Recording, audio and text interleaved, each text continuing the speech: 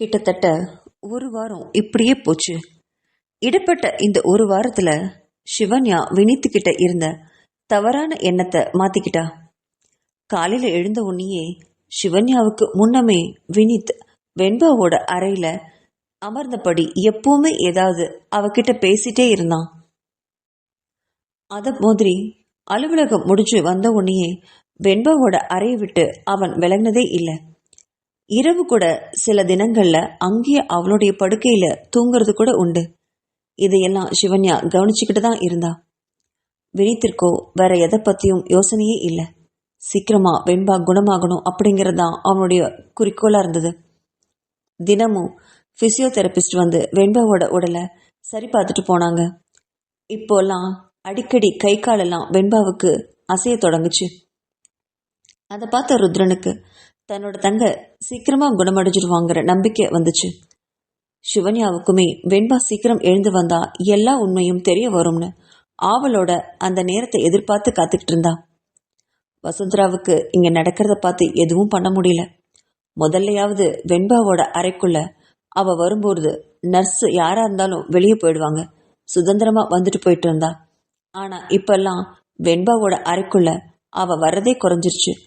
காரணம், எப்ப வந்தாலும் வினித்தோ இல்ல சிவன்யாவோ இல்ல ருத்ரனோ வெண்பாவோட அறைக்குள்ள இருந்துகிட்டே இருக்காங்க. அதனால அவளுக்கு வெண்பாவோட அறைக்குள்ள போறக்கே மனசு வரல. அங்க போனா தான் போலியா அதிகமா நடிக்க வேண்டி வருதுன்னு நினைச்சவ முடிஞ்சளவு வெண்பாவோட அறைக்குள்ள போறதையே குறைச்சிக்கிட்டா. வினித் முதல்ல சிவன்யாவை ரொம்ப தவறான எண்ணத்துல தான் பார்த்துட்டு இருந்தான். சிவன்யா தான் வீடியோ எடுத்திருப்பான்னு வினித் ரொம்ப நம்பினான். அவளுடைய போன்ல இருந்து தான் வீடியோ வந்திருக்கும் பட்சத்துல அவளை தவிர வேற யார் அந்த வீடியோவை எடுத்திருக்க முடியும்னு நினைச்சான். வெண்பா கிட்ட சிவன்யா வரும்போதெல்லாம் ரொம்ப எச்சரிக்கையா வெண்பாவுக்கு பாதுகாப்பா வேற நிப்பான். அதையெல்லாம் பார்த்த சிவன்யாவுக்கு சிரிப்பு தான் வரும்.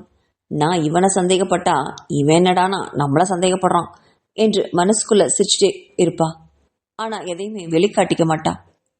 சிவன்யா ஒரு நாள் வெண்பாவோட உடைகளை மாத்திட்டு அங்கேயே கொஞ்ச நேரம் உட்கார்ந்திருந்தப்போ வினித் அப்போ உள்ள வந்தான்.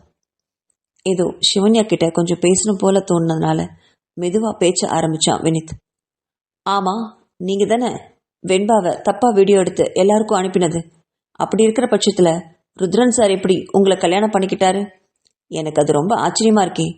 தன்னோட தங்கையை அவமானப்படுத்தியவளை எப்படி மனைவியா ஏத்துக்கிட்டாரு என்று சந்தேகத்தோட கேட்டான் வினித். அதை கேட்ட சிவன்யா திரும்பி வினித்த கூர்மையா பார்த்தா. நான் உங்ககிட்ட ஒரு விஷயத்துல கேள்வி கேட்கவா? உங்களுக்கு இந்த 2 வருஷமா வேலை கிடைக்காம இருக்கிறதுக்கு ருத்ரன் தானே காரணம்னு கேள்விப்பட்டேன். அது ஏன் என்றால், அது ருத்ரன் சாருக்கு என் மேல கோவம். வெண்பாவை நான் காதலிச்சு ஏமாத்திட்டேன்னு ஆத்திரம். அது மட்டும் இல்லாம அந்த வீடியோவை உங்களோட சேர்ந்துதான் நானும் எடுத்தேன்னு அவர் நம்புறாரு. அந்த கோவத்துலதான் என்னை பழி வாங்கறதுக்காக எனக்கு வேலையே இல்லாம பண்ணிட்டு இருந்தாரு என்றான் வினித். அதை கேட்ட சிவன்யா நக்கலா சிரிச்சா. உங்களை இப்படி பழி வாங்கினாரு? என்ன, அவர் கல்யாணம் பண்ணி பழி வாங்கியிருக்காரு என்றாள் விரக்தியோட. அதை கேட்ட வினித் அதிர்ந்தான். என்னது, கல்யாணம் பண்ணி பழி வாங்கினாரா அப்படின்னு ஆச்சரியத்தோட கேட்டான். அதற்கு அவ மௌனமா தலையாட்டினான். என்னோட குடும்பத்திலிருந்து கல்யாணங்கிற பெயர்ல என்னை சுத்தமா பிரிச்சுட்டாரு. நான் இங்க வந்து பல மாசம் ஆச்சு. ஆனாலும் இன்னைக்கு வரைக்கும் எங்க அம்மா அப்பாவை என்னை பார்க்க அனுமதிக்கவே இல்லை. அதுதான் எனக்கு அவர் கொடுத்த தண்டனை என்று கண்களில் நீர்த்துளியுடன் சொன்னான். அதை கேட்ட வினித் அதிர்ச்சி அடைஞ்சான். இப்படி கூட மனுஷங்க இருப்பாங்களான்னு நினைச்சான். ஆமா, அப்போ நீங்க அந்த வீடியோவை எடுக்கவே இல்லையா அப்படின்னு கேட்டான். அதை கேட்டவ வினித கோவமா பார்த்தா. உங்களுக்கு கூடவா என்னை பத்தி தெரியல? நீங்க வெண்பாவை பொய்யா காதலிக்கும் போதே உங்களை வந்து எச்சரிச்சுட்டு போனவனா?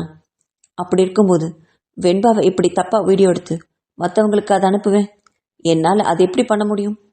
உங்களுக்கு கூடவா என்னை புரிஞ்சுக்க முடியல என்றால் கோவத்துடனும் வருத்தத்துடனும். ஆனா எனக்கு உங்க மேலதான் சந்தேகம் என்றால் திருப்பி. வெண்பா கூட நெருங்கி பழகினது நீங்க தானே.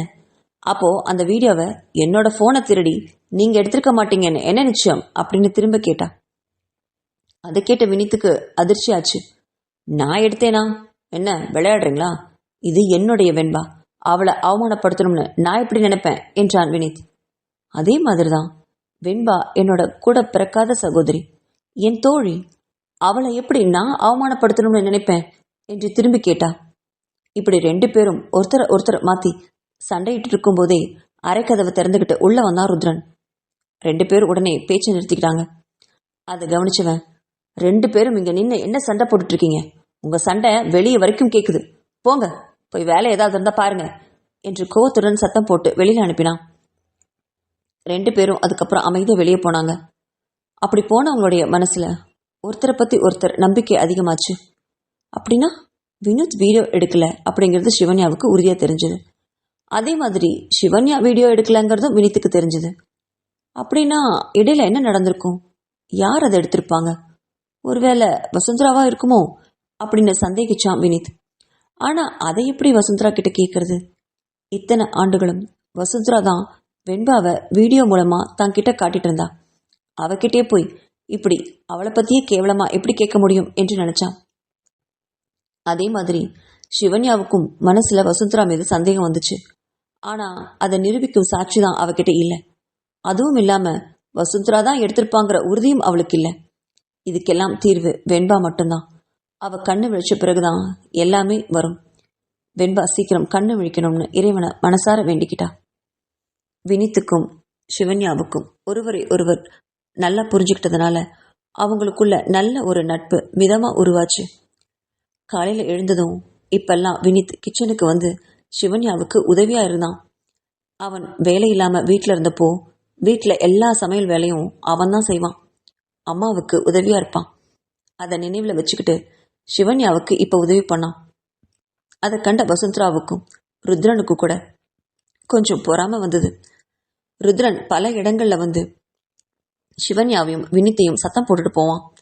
அது சிவன்யாவுக்கே ஆச்சரியமா இருக்கும். வினித்துக்கு நல்லா புரிஞ்சுது ருத்ரனுக்கு பொறாம வருதுன்னு. இருந்தாலும் சிவன்யா கிட்ட நல்ல தோழமையோட பழக ஆரம்பிச்சான். சமையல்ல உதவி செய்யும் போது சின்ன சின்ன கிண்டல்களும் கலாட்டாக்களும் 2 பேருக்குள்ளேயும் நடந்தது. அதை கண்ட வசுந்தராவுக்கு ஒரு நாள் எரிச்சலும் கோபமும் வந்துச்சு. 2 பேரும் இப்படி கிச்சன்ல நின்று வெட்டியா பேசிட்டு இருக்கீங்களே, அதுக்கு தான் நீங்க 2 பேரும் இங்க வந்தீங்களா? வெண்பாவை கவனிக்கிறதே இல்லையா என்று எரிஞ்சு விழுந்தா. அதை கேட்ட வினித், என்ன வசுந்தரா இப்படி பேசுற? நானும் சிவன்யாவும் வெண்பாவை எப்படி பாத்துக்கிறோம்னு உனக்கு தெரியாதா? ஆனா நீதான் வெண்பாவோட அறைக்குள்ள இப்பெல்லாம் வர்றதே இல்லை. நீ எல்லாம் எங்களை பேசுற, என்ன விதத்துல நியாயம் இதெல்லாம் சொல்ல பார்க்கலாம் என்றான். வினித் இப்படி திடீர்னு சிவன்யா பக்கம் சாய்வான்னு கொஞ்சம் கூட எதிர்பார்க்காத வசுந்தரா திகைச்சு போனாலும் கொஞ்சம் சமாளிச்சுக்கிட்டா. அது இல்ல வினித், நீங்க 2 பேரும் இப்படி பேசி சிரிச்சுக்கிட்டு இருந்தா ருத்ரன் இதை பார்த்து என்ன நினைப்பாரு? தன்னோட தங்கச்சியை கவனிக்க வந்தவன் இப்படி சிரிச்சு கிண்டல் பண்ணிட்டு ஜாலியா இருக்கான்னு நினைப்பாரா நினைக்க மாட்டாரா? அப்படி நினைச்சிட்டாருன்னா அப்புறம் உன் உதவி தேவையில்லைன்னு சொல்லி உன்னை இந்த வீட்டை விட்டு வெளியில அனுப்ப மாட்டாருன்னு என்ன நிச்சயம்? மறுபடியும் வெண்பாவை நான் உங்களுக்கு வீடியோ கால்ல தான் காட்ட வேண்டி வரும், பரவாயில்லையா என்று நக்கலோட கேட்டா வசுந்தரா. அதை கேட்டவன் திகைச்சு போனான். ஆமா, ஒருவேளை ருத்ரன் தன்னை வெளியில அனுப்பிட்டா வெண்பாவை அதுக்கப்புறம் பார்க்கவே முடியாதே என்று நினைச்சவன் தவிச்சு போனான். பல்ல கடிச்சிட்டு தன்னோட வேதனையை அடக்கிக்கிட்டான். அதை கண்ட வசுந்தரா மனசுல சிரிச்சா. அந்த பயம் இருந்தா சரிதான் என்று நினைச்சவ அங்கிருந்து மெதுவா கிளம்பினான். ஒரு நாள் இரவு நேரத்துல சிவன்யாவுக்கு தூக்கமே வராதனால வீட்டை சுத்தியுள்ள தோட்டத்துல கொஞ்ச நேரம் உட்கார்ந்துட்டு வரலாம்னு நினைச்சபடி தோட்டத்துல போடப்பட்டிருந்த ஒரு கல் பெஞ்சில உட்கார்ந்து கண்களை இறுக மூடி இயற்கையான காற்றை சுவாசிச்சா. மேல நிலாவோட வெளிச்சமும் நட்சத்திரங்களுடைய ஒளியும் அவருடைய மனசுக்கு ரொம்ப இதமா இருந்தது. அதை ரசிச்சபடி ரொம்ப நேரம் அமைதியா இருந்தா சிவன்யா. கொஞ்ச நேரத்துல தனக்கு பக்கத்துல ஏதோ ஆரவாரம் கேட்க திடீர்னு திரும்பி பார்த்தா. அங்க வினித் தான் உட்காண்டிருந்தான். அதை கண்டவ மென்மையா வினித்தை பார்த்து புன்னகைத்தா. என்ன வினித், உங்களுக்கும் தூக்கம் வரலையா என்று மென்மையாக கேட்டா. அவகிட்ட மௌனமா இல்லைன்னு தலையசைச்சான். என்னமோ சிவன்யா, மனசு இப்போ ரொம்ப சந்தோஷமா இருக்கு. சாயங்காலம் டாக்டர் வந்து பார்த்துட்டு போனார் இல்லையா? நாளையிலிருந்து கொஞ்சம் கொஞ்சமா வெண்பாவை வீல் சேர்ல உட்கார வச்சு வெளியில கூட்டிட்டு வர சொல்லியிருக்காரே. அதை கேட்ட உடனே மனசெல்லாம் ரொம்ப சந்தோஷமா இருந்தது. ஆனாலும் இன்னும் வெண்பா கண்ணை திறக்கலதான். ஆனாலும் அவ மனசுல அதெல்லாம் பதியும்னு டாக்டர் சொன்னதை கேட்டு எனக்கு ரொம்ப சந்தோஷமா இருந்தது. அந்த சந்தோஷத்துல எனக்கு தூக்கமே வரல என்றான் வினித். அதை கேட்ட சிவன்யாவும் மௌனமாக ஆமாம்னு தலையசைச்சா. எனக்கும் அதை நினைச்சு ரொம்ப சந்தோஷமா நிம்மதியா இருக்கு வினித். எப்படியோ வெண்பா சீக்கிரமா குணமடைஞ்சு நடந்த விஷயம் எல்லாம் அவருடைய வாயிலிருந்து கேட்கணும்னு நினைக்கிறேன்.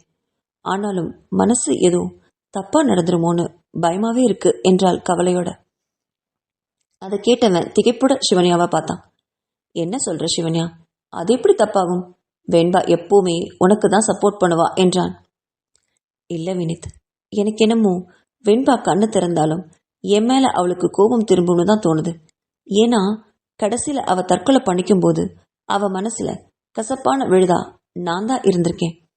அப்போ அது அப்படியே தானே இருக்கும்.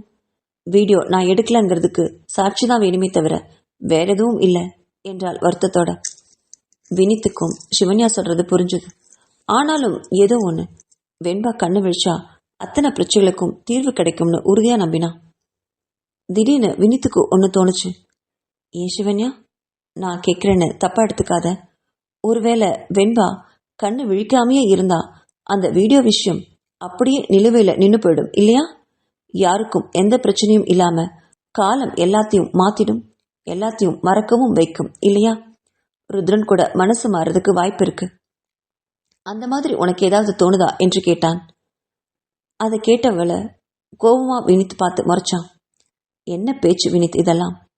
நான் குற்றவாளியாகவே இந்த வீட்டை விட்டு வெளியே போனாலும் சரி, இல்ல குற்றவாளியா இந்த உலகத்தை விட்டே போனாலும் சரி, எனக்கு வெண்பா சீக்கிரமா குணமாகணும், அவன் நல்லா இருக்கணும்.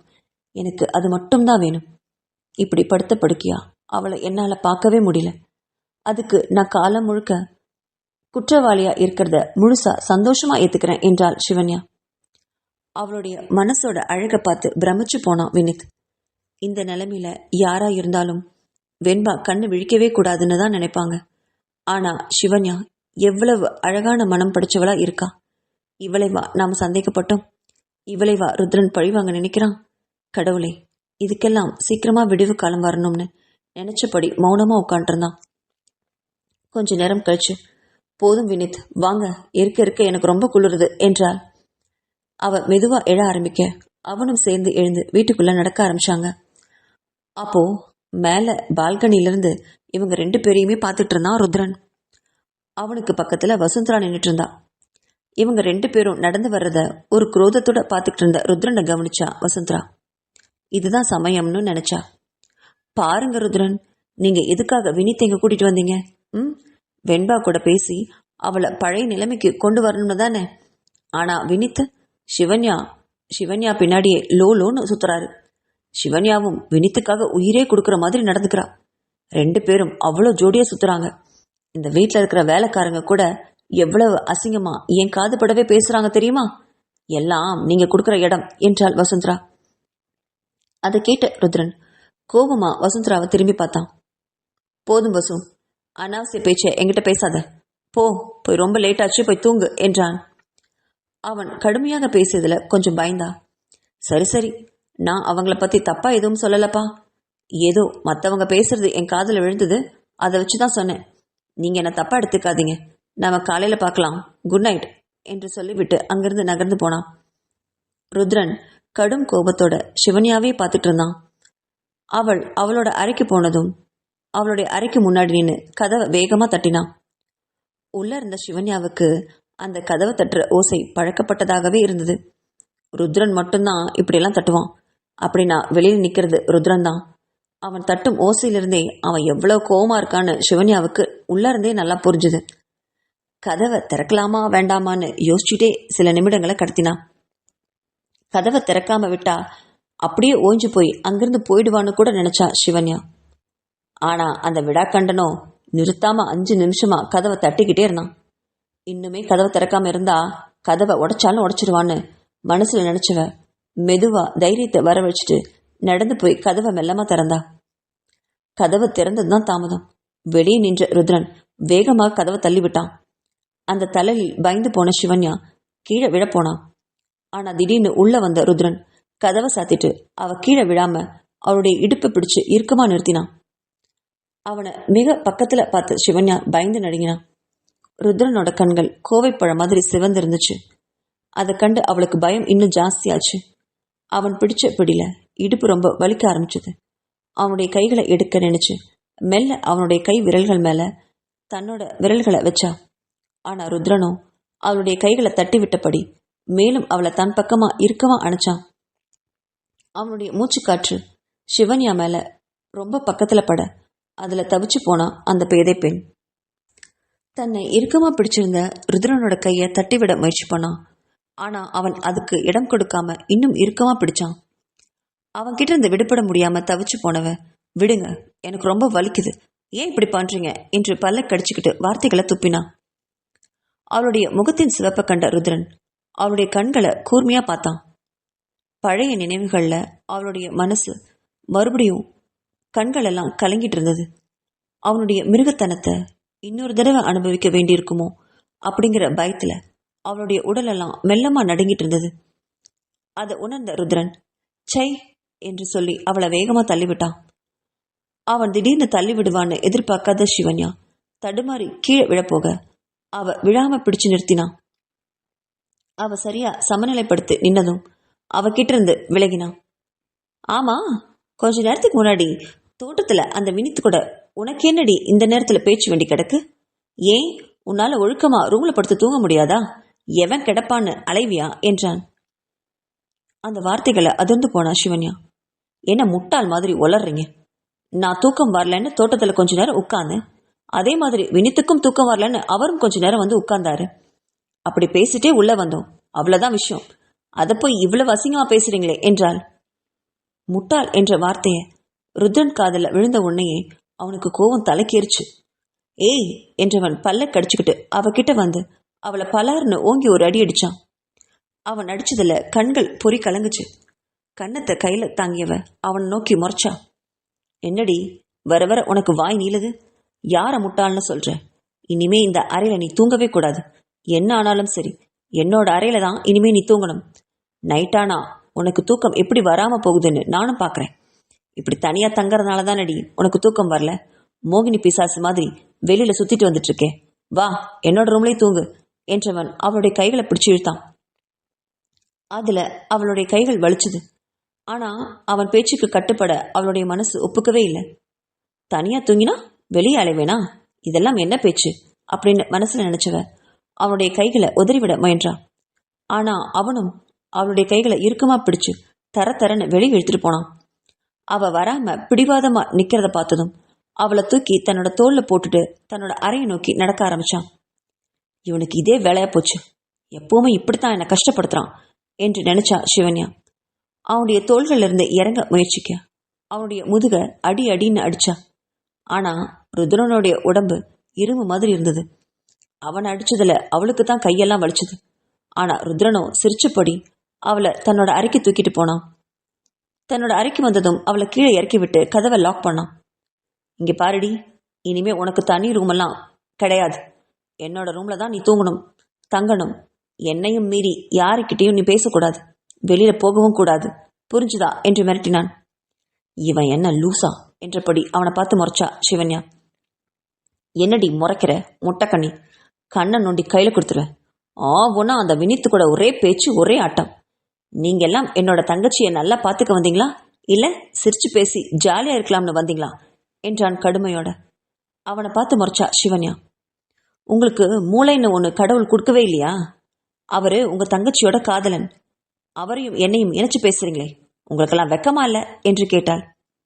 ஏய் என்று பாய்ந்து அவளோட அறைக்கு வந்தான். பக்கத்துல வந்தான் ருத்ரன். ரொம்ப வாய் பேசின. கொஞ்ச நேரத்துக்கு முன்னாடி விழுந்ததே ஒரு அறை, அதே மாதிரி இன்னொரு தடவையும் விழுந்துடும், ஜாக்கிரதை. நான் சொல்றதுதான் நீ கேட்கணும், என்னை மீறி நடந்துக்க கூடாது, புரிஞ்சுதா?